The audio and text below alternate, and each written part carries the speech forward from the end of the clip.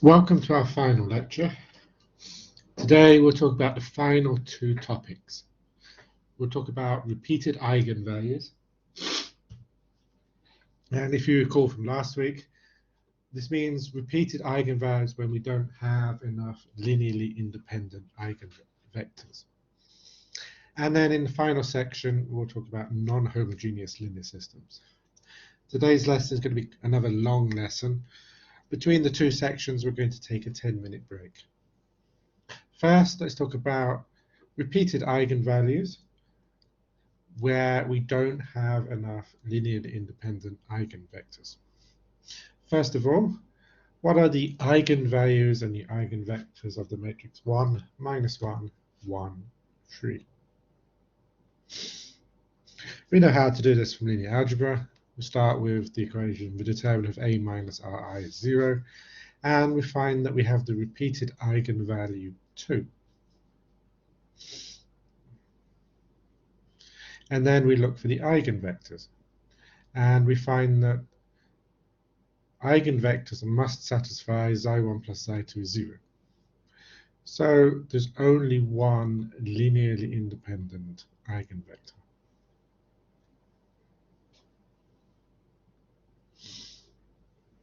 Solve x prime is equal to 1 minus 1, 1, 3, x. We just found the eigenvalues and the eigenvectors. Eigenvalue is 2 repeated, and the only eigenvector we could take is, say, 1 minus 1.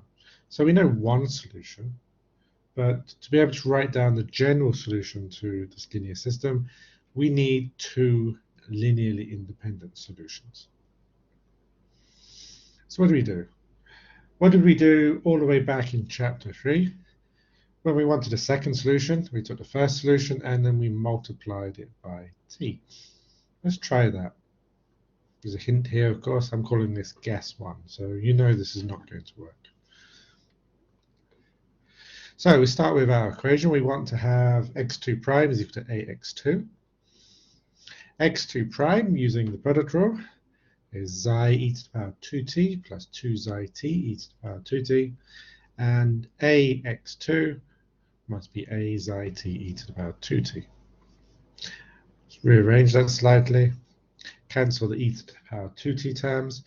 We must have xi plus 2 xi minus a xi t is equal to 0. And this needs to be true for all t. In particular, what if we put t equal to 0? We need this equation to be true for t equal to 0, but then we just have xi is equal to 0. This guess didn't work.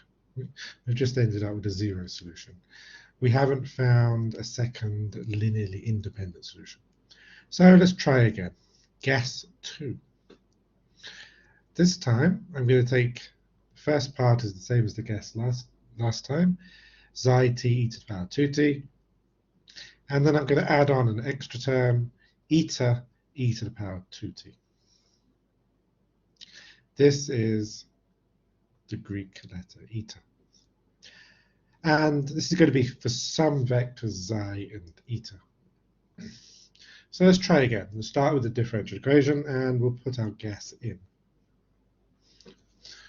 On the left side, we have the derivative of this ansatz, xi e to the power 2t plus 2 xi t e to the power 2t plus 2 eta e to the power 2t. And on the right-hand side, a multiplied by x2 is a multiplied by xi t e to the power 2t plus eta e to the power 2t. Every term includes e to the power 2t. We can cancel all of these out. And then we can rearrange it to find that we must have 2 xi minus a xi t plus xi plus 2 eta minus a eta equal to 0. This must be true for all time t.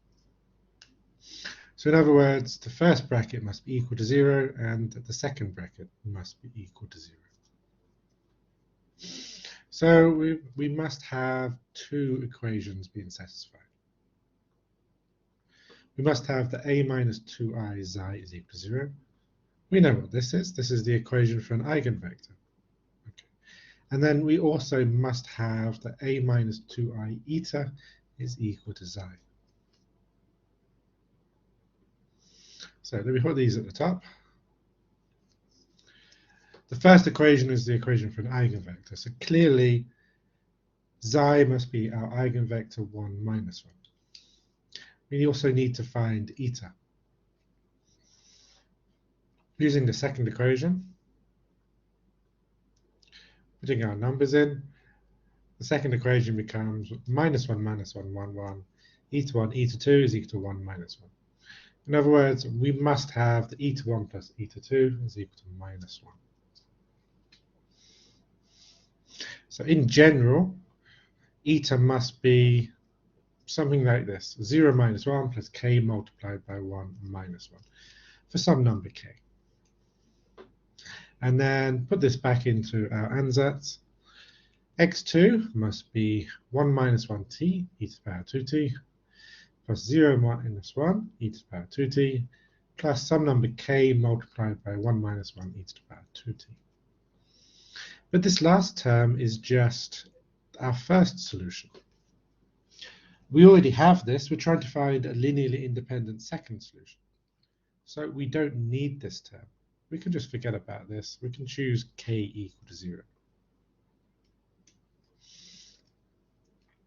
Because we already have x1, we can choose k equal to 0, and then our second solution just becomes 1 minus 1t e to the power 2t plus 0 minus 1 e to the power 2t.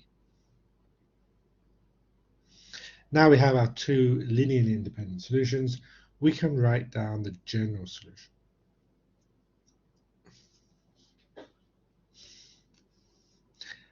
Let me summarize.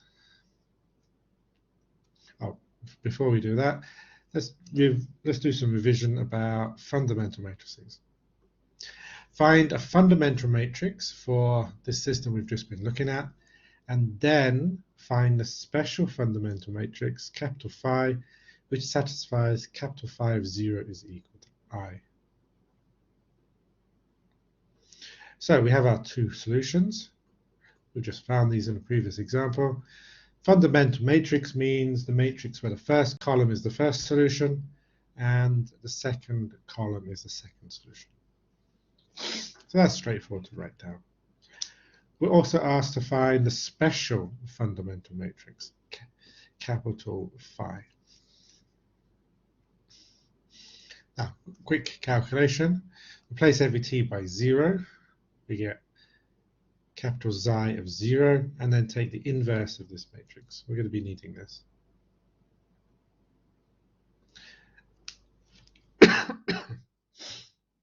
Last week, I explained that the special fundamental matrix is the same as the exponential of at, as long as our initial condition is 0.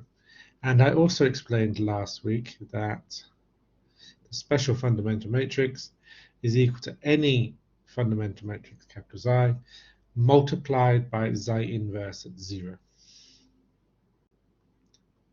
We know Xi is at the top, we know Xi inverse at 0.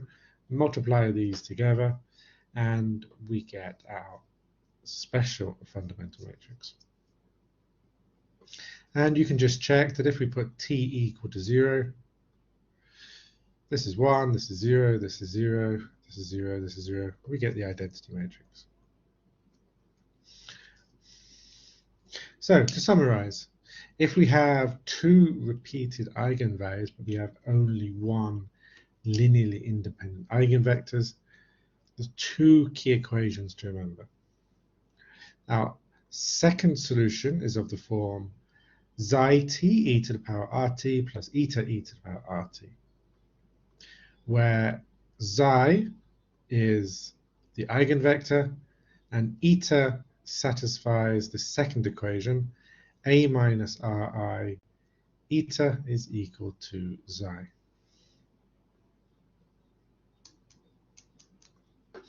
Eta is called a generalized eigenvector of A. So the strategy is as follows. Step 1, find the eigenvalues and the eigenvectors, and then we know the first solution, eigenvector e to the power rt. Step 3, we need to find a generalized eigenvector using this equation. And then step 4, we can write down that our second solution is eigenvector t e to the power rt plus generalized eigenvector e to the power rt. Let's do another example. So if x prime is equal to minus 5 over 2, 3 over 2, minus 3 over 2, 1/2 x, with the initial condition x of 0 is equal to 3 minus 1.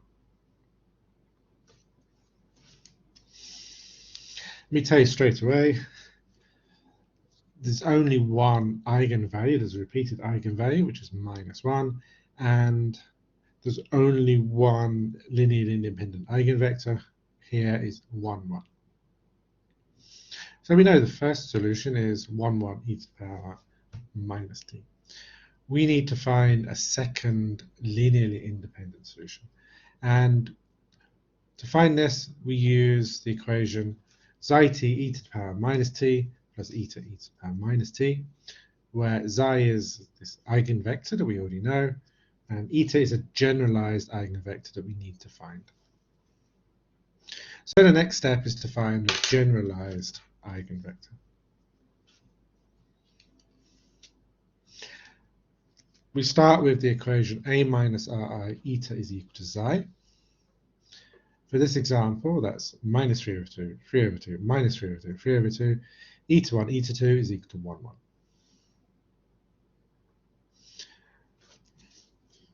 Or minus 3 over 2 eta 1 plus 3 over 2 eta 2 is equal to 1.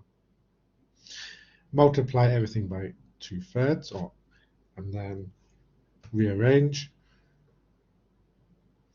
So, and then we have minus eta 1 plus eta 2 is equal to 2/3. We need to choose a vector eta which satisfies this equation. And of course, there's many correct answers. I'm going to use 0, 2/3.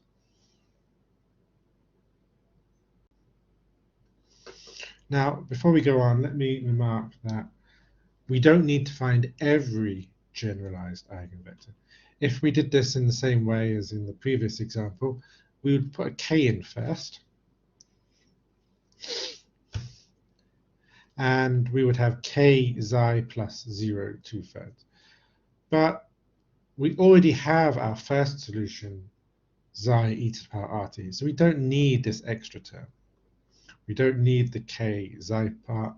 We could choose any k that we want, so we might as well just choose k is equal to 0. When we're solving a problem like this, we only need to find one generalized eigenvector. We don't need to find every possible generalized eigenvector, we just need to find one of them. So we have our eigenvector, 1, 1. We have our generalized eigenvector, 0, 2/3. So the first solution is eigenvector e to the power minus t, and the second solution is eigenvector t e to the power minus t plus generalized eigenvector e to the power minus t. And then we can write down the general solution to the linear system.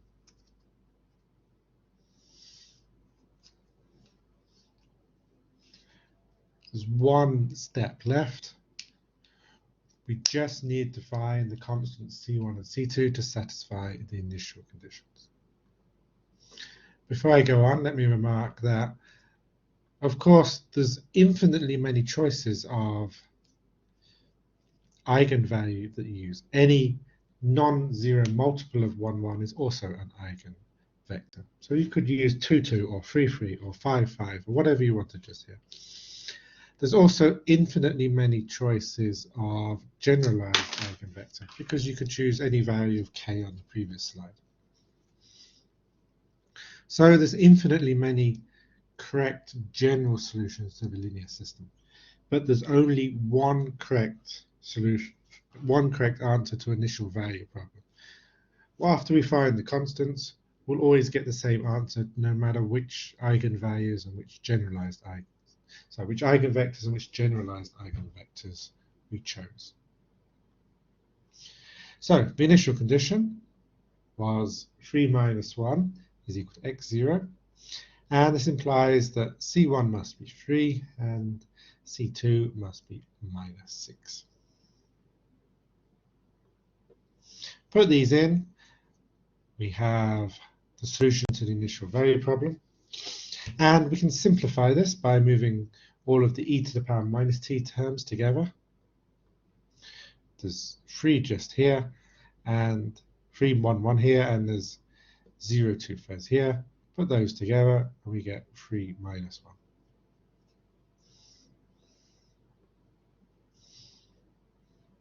Let's do another example. Solve x prime is equal to 1 minus 4, 4 minus 7x, with the initial condition x of 0 is equal to 3, 2. We go through quickly. There's only one eigenvalue, so repeated eigenvalue of minus 3, and just by coincidence, again, the corresponding eigenvector is 1, 1. There's no reason that this should be the same as the previous example. There's nothing special about the vector 1, 1. It's just a coincidence.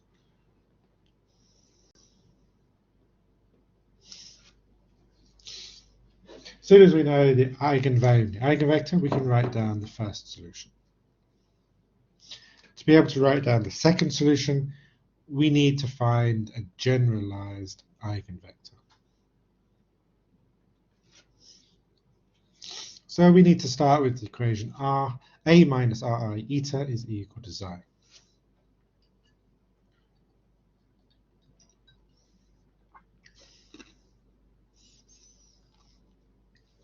For this example, that's 4 minus 4, 4 minus 1, e to 1, e to 2 is equal to 1, 1.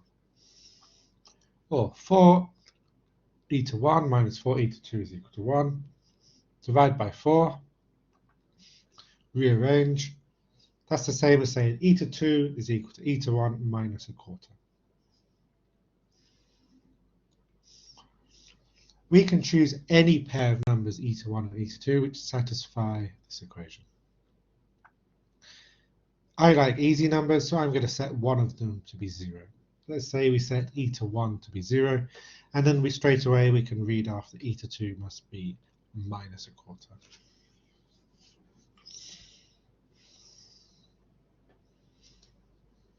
So if we wanted to, we could choose eta is 0 minus a quarter.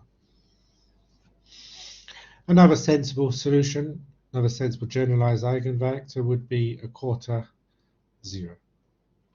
You could use that one if you wanted to. It wouldn't matter, you would still end up with the same solution to the initial value problem.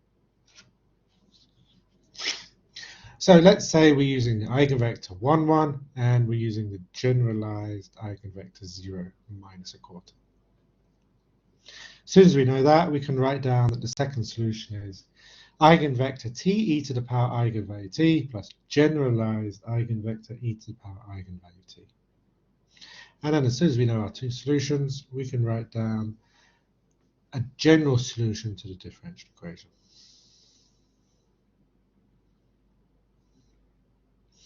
There's one step left. We need to satisfy the initial condition. We need to choose C1 is 3 and C2 is 4.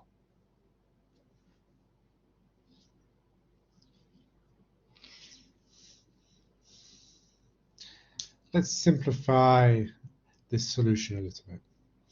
We can move all of the e to the power minus 3 terms together, or we could combine the vectors together and write this as 3 plus 4t, 2 plus 4t e to the power minus 3t.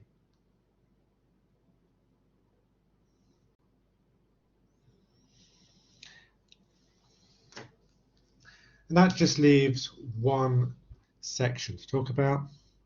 Before I go on to this, I'm going to take a 10-minute break.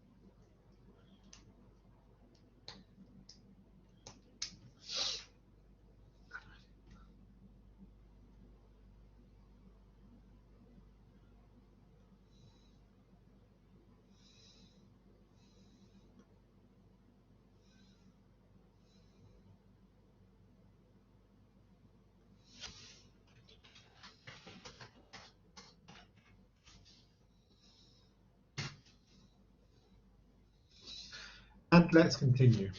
The final section of this course is about non-homogeneous linear systems. I'm expecting this section to take, let's say, about 50 minutes to talk about.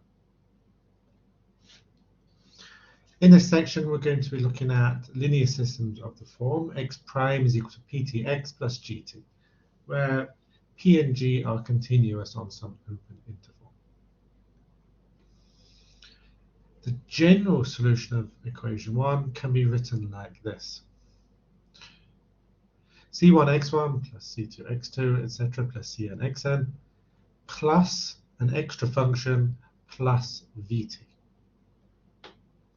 where the first part is the general solution to the homogeneous equation, x prime is equal to ptx, and this extra function on the end is a particular solution to our linear system.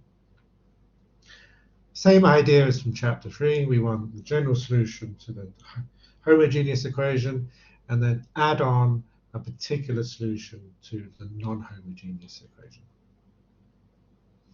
We know how to find the general solution to a homogeneous equation now. So this equation is going to be about how do we find a particular solution. And we're going to study 4 methods. First method, we will be using a diagonalization. I introduced this idea last week. Method 2 is the method of undetermined coefficients, same idea that we used in chapter 3. Another idea from chapter 3 that we'll bring forward, the method of variation of parameters. And the 4th method that we will use is, I'll explain how to use the Laplace transform. So first of all, diagonalization. Let's go through the theory first of all, and then we'll do 2 examples. Let's suppose we wanted to solve x prime is equal to ax plus gt. So let's suppose that our matrix is diagonalizable. Let's suppose that we know the eigenvectors of A. And let's suppose that we write T as the transition matrix. That's the matrix where the first column is the first eigenvector, second column is the second eigenvector, and so on.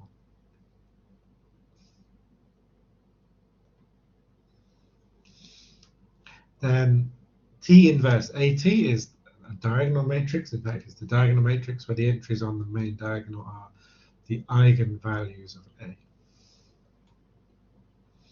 Here's the key step, the key idea in the method of diagonalization. We're going to make a substitution. We're going to introduce a new variable called y, which we're going to define to be equal to T inverse x. Or to say this another way, x is equal to ty. So it follows that if we start with the equation that we want to solve, and we replace every x by ty, we end up with ty prime is equal to aty prime plus gt. Multiply on the left by T inverse to get y prime is equal to T inverse aty plus T inverse g. Or this diagonal matrix dy plus a new function, which I'll call h. This new equation, written in green, is much easier to solve than the equation that we started with. Why? Because y prime plus dy plus h, because D is a diagonal matrix, is just this linear system. In the first equation, the only variables are y1 and t. In the second equation, the only variables are y2 and t, and so on. In the final equation, the only variables that we see are yn and t. That means that each one of these equations can be solved individually. We know how to solve something like this. We did this in chapter 2. The general solution to an equation like this is written here.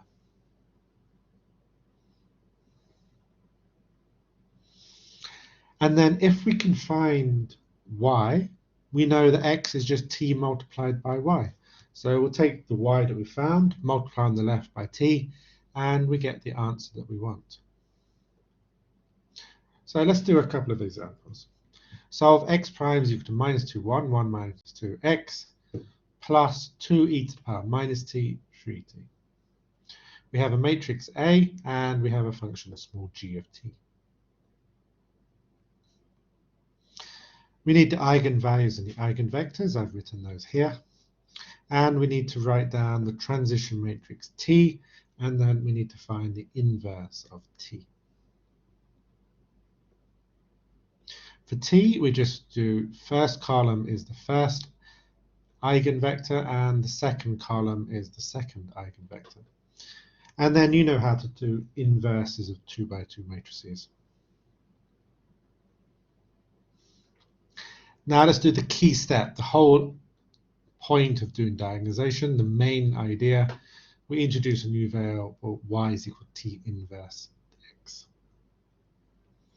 Always this. This is always the idea that we do using the method of diagonalization. Then, instead of x prime is equal to ax plus 2e to the power minus t 3t, on the left we have ty prime, and on the right we have aty plus 2e to the power minus t 3t. Multiply both sides on the left by t inverse to get y prime is t inverse aty plus t inverse 2e to the power minus t 3t. Or dy plus this thing, which turns out to be minus 3, 0, 0, minus 1, because these are our eigenvalues, plus a half 2e to the power minus t minus 3t, 2e to the power minus t plus 3t. This is easier to solve than the system that we started with, because the matrix is a diagonal matrix. We have two independent linear equations. I've moved all of the y terms on the left, so minus 3 terms into plus 3, and minus 1 terms into plus 1. You know how to solve this. We studied these in chapter 2. So I'll just tell you the solutions to these two equations are these. You can check these later. Let's not spend time on this right now. Just believe me when I tell you that these are the solutions to these two first order linear equations. As soon as we know y, we can multiply on the left by t to find x. So it's going to be the matrix 1, 1, minus 1, 1, multiplied by these two functions that I found, that I wrote on the previous slide. Or y1 plus y2 minus 1 plus y2. And I can write this down, rearrange, separate the terms. I'm choosing to write the solution like this.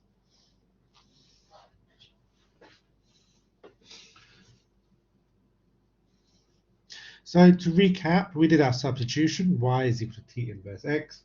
We changed our difficult linear system into an easy different linear system, solve the easier linear system, and then multiply by t to get the answer that we want.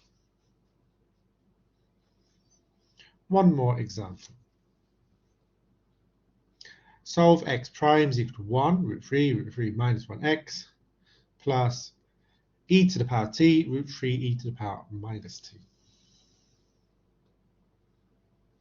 We need the eigenvalues and the eigenvectors. Here they are. And we need the transition matrix. First column is the first eigenvector, second column is the second eigenvector. We need the inverse of this matrix. 1 divided by the determinant of this matrix. 1 minus root 3, 1, which gives us a quarter, minus root 3 over 4, root 3 over 4, a quarter. And we could calculate t inverse 80 if we wanted to, but of course we know from linear algebra that this is always going to be the diagonal matrix where The entries on the main diagonal are the eigenvalues, -2 and 2.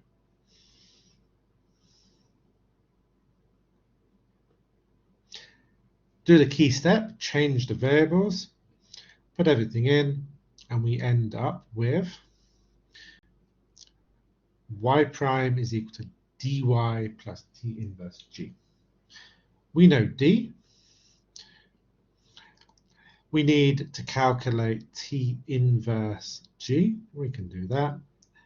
And we find that y prime must be -2y1 plus 2y2 plus this function, a quarter e to the power t, minus 3/4 e to the power minus t, root 3 over 4 e to the power t plus root 3 over 4 e to the power minus t.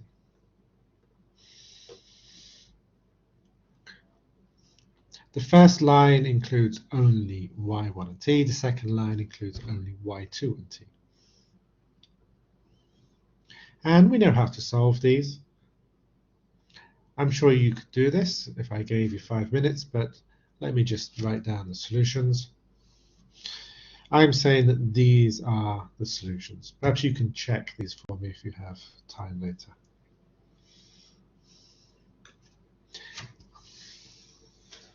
So we have our vector y. As soon as we know y, we can multiply on the left by capital T to get x. X must be capital T multiplied by y. This matrix multiplied by this vector, and I'm not going to spend time doing this calculation. I'll just say dot, dot, dot. I'll leave this for you to finish if you want to. Of course, if this was an exam question, I'd expect you to finish this, but I don't want to spend the time doing that now. Method 2 is the method of undetermined coefficients. This is an extension of the ideas from chapter 3. Again, let's start by thinking about x prime is equal to ax plus g.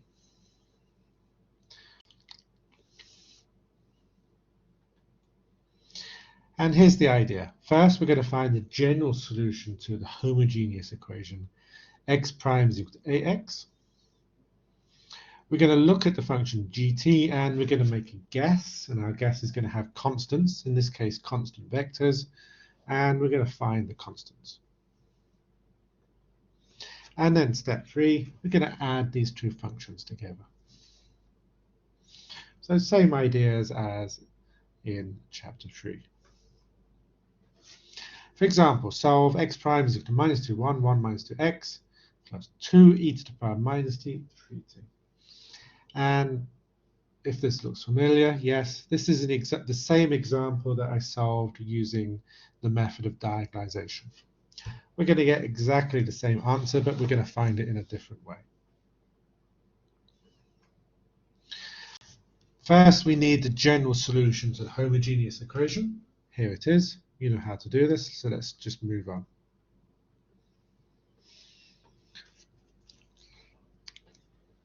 We also need to find a particular solution.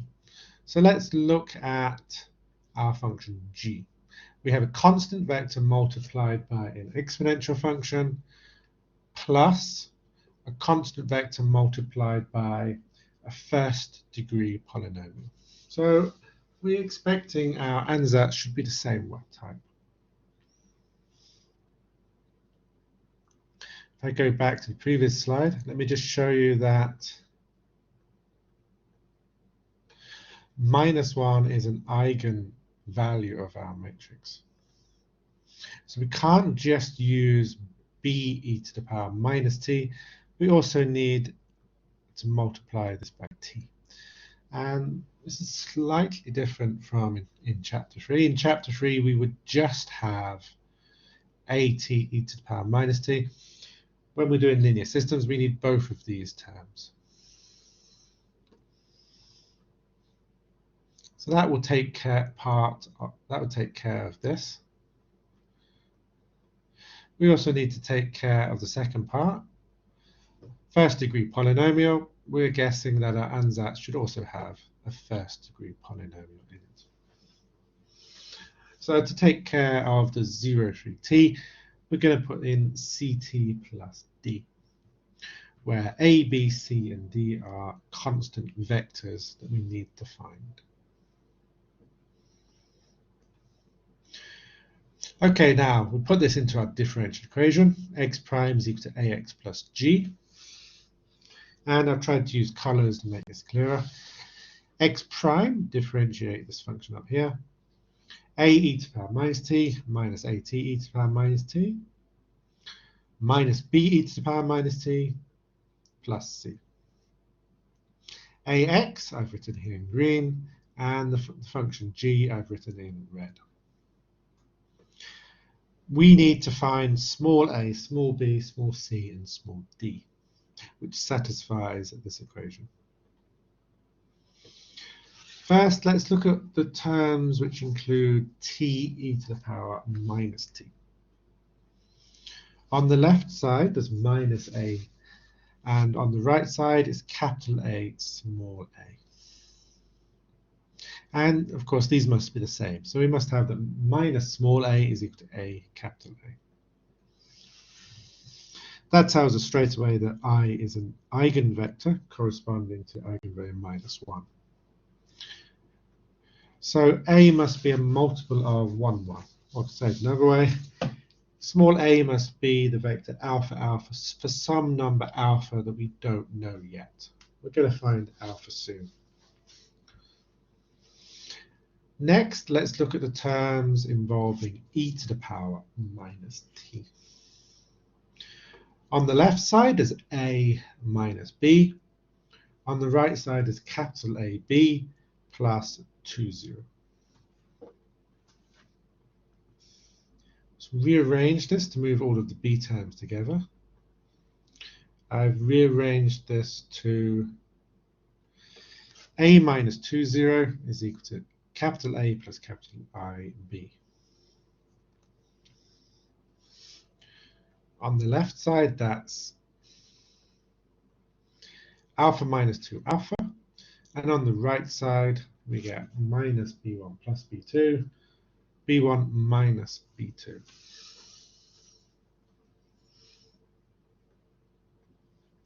Look at the right side, first of all. These two things here, there's minus B1 plus B2, and there's B1 minus B2. The second line is just the first line multiplied by minus 1. So over here on the left, alpha minus 2 must be the same as minus 1 multiplied by alpha. Or we could write it like this.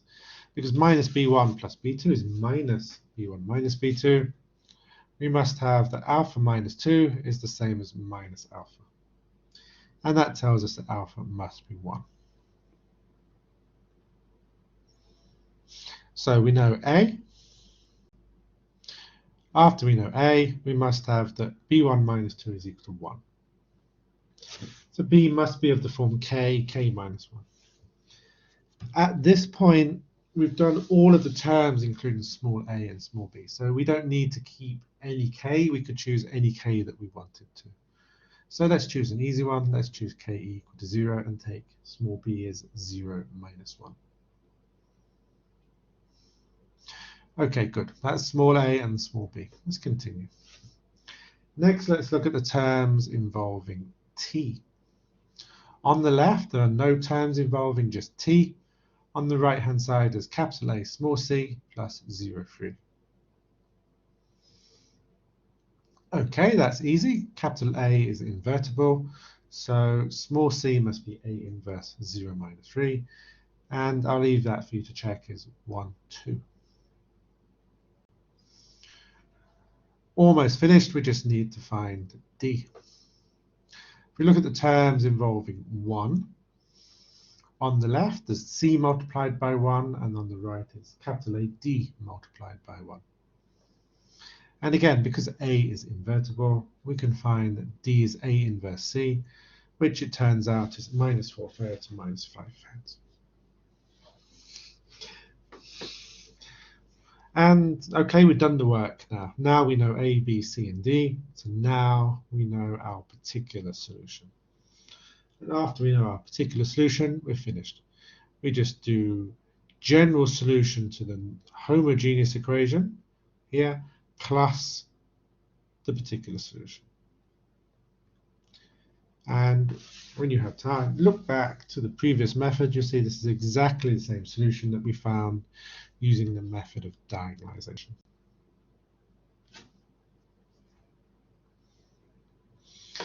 Let's do another one. Solve x prime is equal to 2, 3, 4, 1 x plus e to the power t minus 10t minus 3.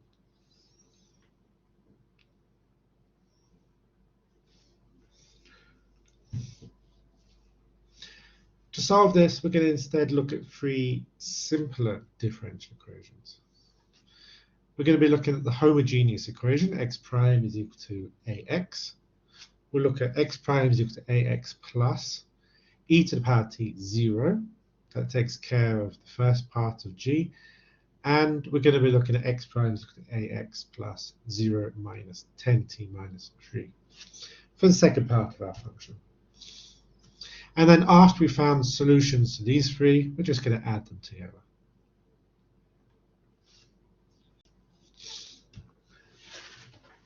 For the homogeneous equations, we need eigenvalues and eigenvectors.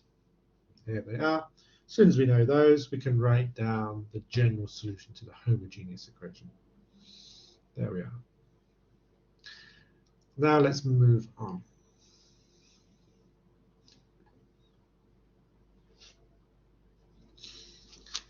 Next, we need to find a particular solution to this. Now, 1 is not an eigenvalue. This should say, this is a mistake.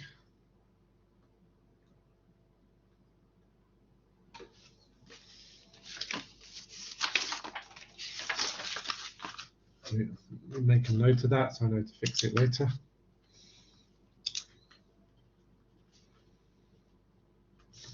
Since 1 is not an eigenvalue of our matrix, we're going to try the ansatz some vector a multiplied by e to the power t. So we put that in. I'm going to skip through the details here. And we're going to try to find a1 and a2. And I'll leave it for you to check that we need to have that a1 is 0 and a2 is minus a third. So here we are. Here's the function that we want. Next, we need to find a particular solution to x prime is equal to ax plus 0 minus 10t minus 3. What type of function is this? This is a first-degree polynomial. So our ansatz is also going to be a first-degree polynomial.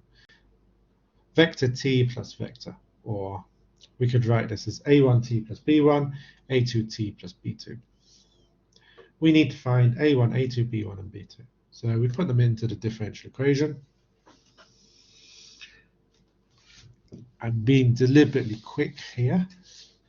You can check this later. We end up with a linear system, and when we solve this linear system, we find that a must be 3 minus 2, and b must be 0, 1. As soon as we know that, we know our function. There's one step left. Final step is to add these together.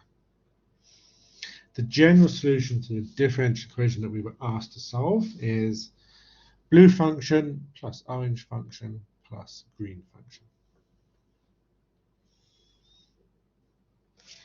Now, in my opinion, if our function g is a nice simple function, this is the method that I would use. As long as you have a very, very simple function, I would use this method of undetermined coefficients. But anytime you have something more complicated, I think that other methods are less work than this one. If you think about the previous example, not this one, the example before, there was a lot of work to find the vectors a, b, c, and d. If any time you have complicated functions, it's perhaps a good idea to choose a different method. Method 3 is the method of variation of parameters. Consider x prime is equal to ptx plus gt, where p and g are continuous on an open interval. And let's suppose there exists a fundamental matrix for the homogeneous system. X prime is equal to ptx. Let's go through the theory first. We know that the general solution to the homogeneous equation is then x is equal to fundamental matrix multiplied by a constant vector. So the idea behind the method of variation of parameters is we're going to guess that if we replace the constant vector c by some function UG, which we don't know yet, then we can get a solution to the non-homogeneous equation. But can we find this function ut?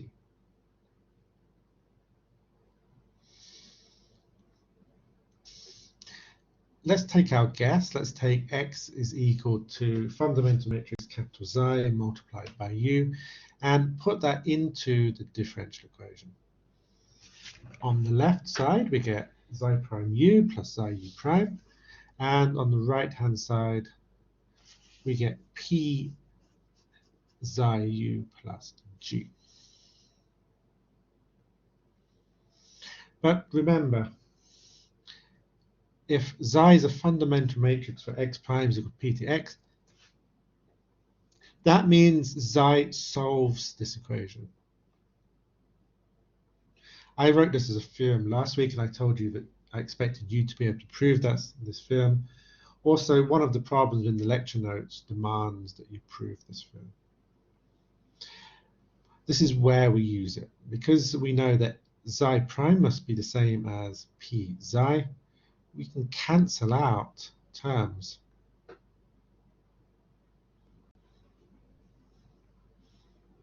So we're just left with Xi u prime is equal to g.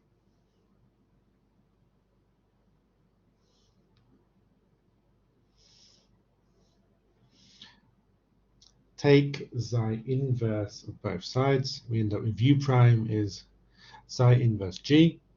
And then differentiating, we find our function u. And then just to finish, multiply on the left by psi, we get our answer x.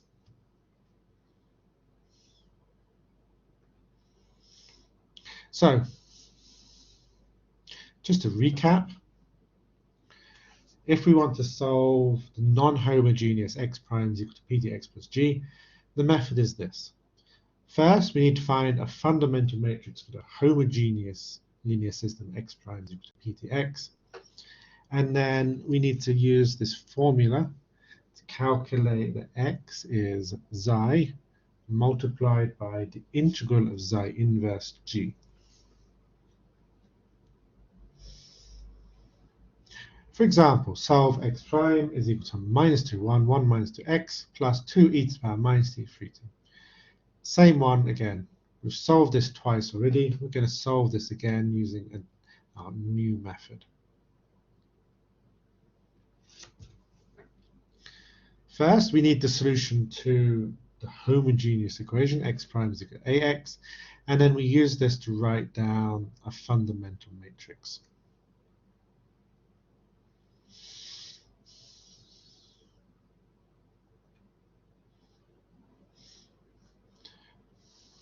We need the inverse of this matrix. You know how to do inverses of 2 by 2 matrices. We need to multiply this by g and then integrate. Here it is. I'll leave this for you to check at a later time. It's just simple functions.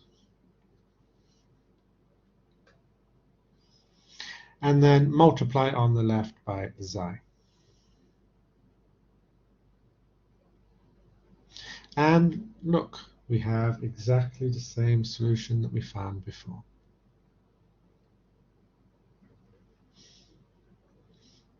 So to say this again, for the method of variational parameters, all we need to do is we need to find a fundamental matrix for the homogeneous equation, and then we just need to use this formula to find x.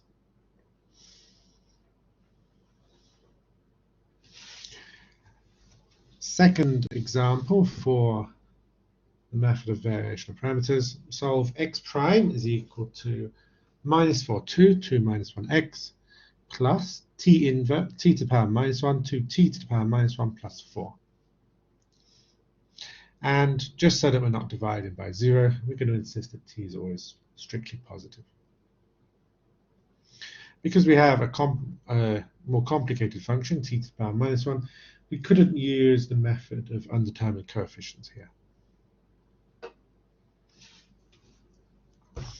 First, we need our fundamental matrix. The eigenvalues are 0 and minus 5. The eigenvectors are 1, 2, and minus 2, 1. So a fundamental matrix is 1 minus 2 e to the power minus 5t, 2 e to the power minus 5t.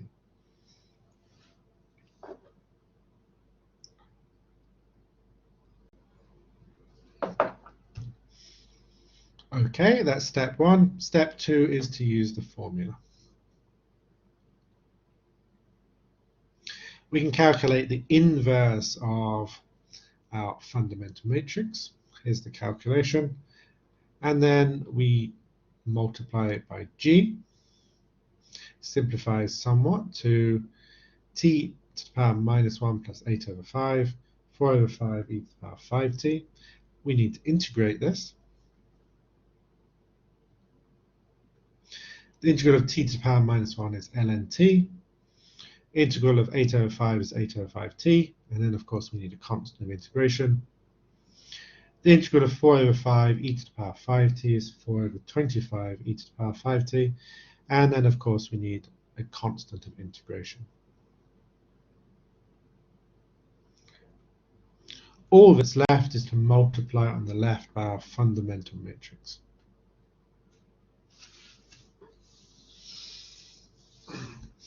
You know how to do this, so let's move on quickly.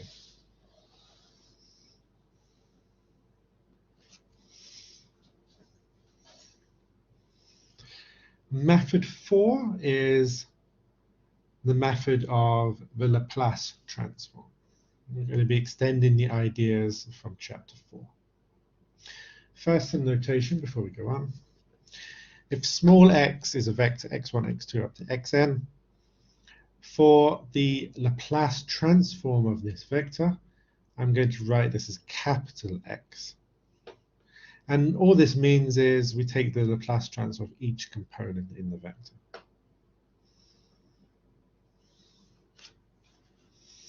Oh, typo here.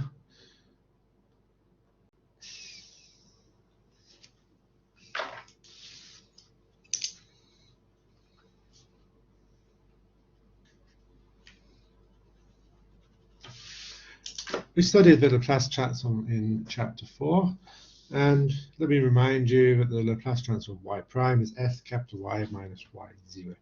We have the same idea for the Laplace transform of vector functions. The Laplace transform of small x prime is s capital X minus small x at 0. Easy to remember because it's exactly the same formula.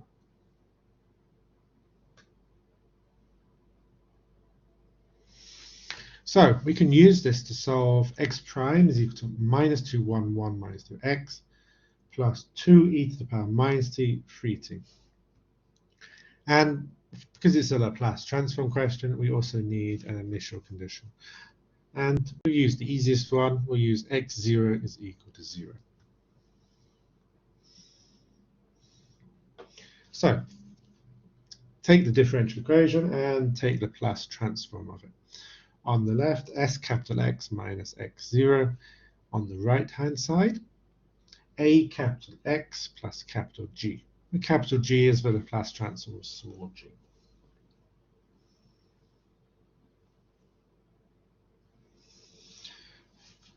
Because our initial condition is 0, we end up with Si minus A capital X is equal to G, or capital X is Si minus A inverse capital G. We can calculate S inverse, Si minus A inverse, like this.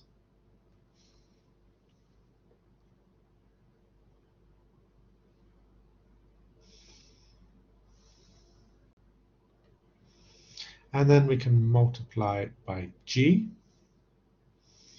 to find a formula for capital X. All we need to do is to find the inverse Laplace transform of these functions, and then we found small x. And I'm going to skip the details here because you know how to do these now. When we take the inverse Laplace transform of this, we find our solution.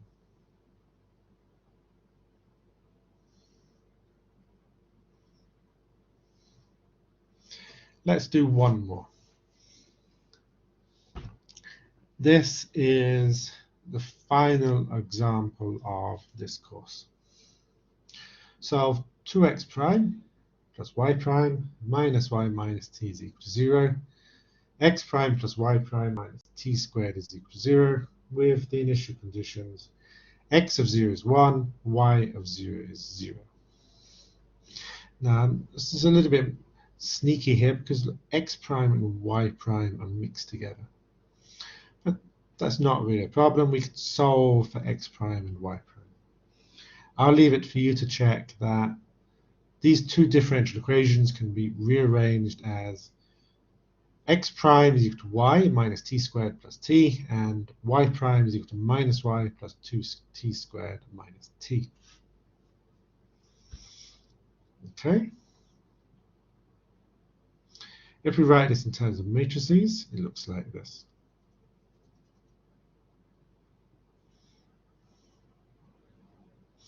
Taking the Laplace transform of this and rearranging a little bit, we get Si minus A capital X is equal to x at 0 plus capital G, where capital G is the Laplace transform of small g.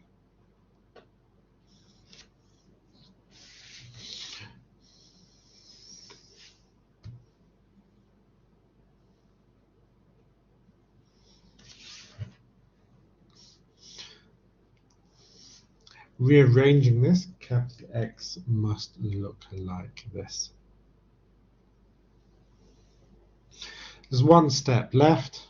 We need to take the inverse Laplace transform of this function. You know how to do this. You know how to use partial fractions to do this. Let me just tell you the partial fractions. I'll leave it for you to check that these are true.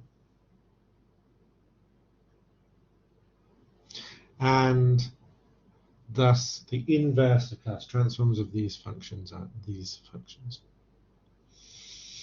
Again, you know how to do this. As soon as we know that, we know the solution to the initial value problem.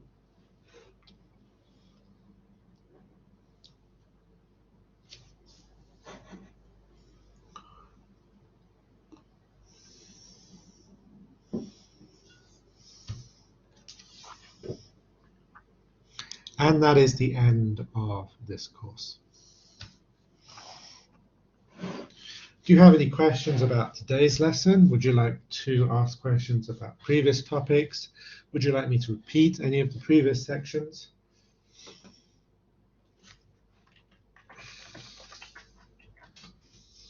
Would you like to ask me anything about tomorrow's final exam?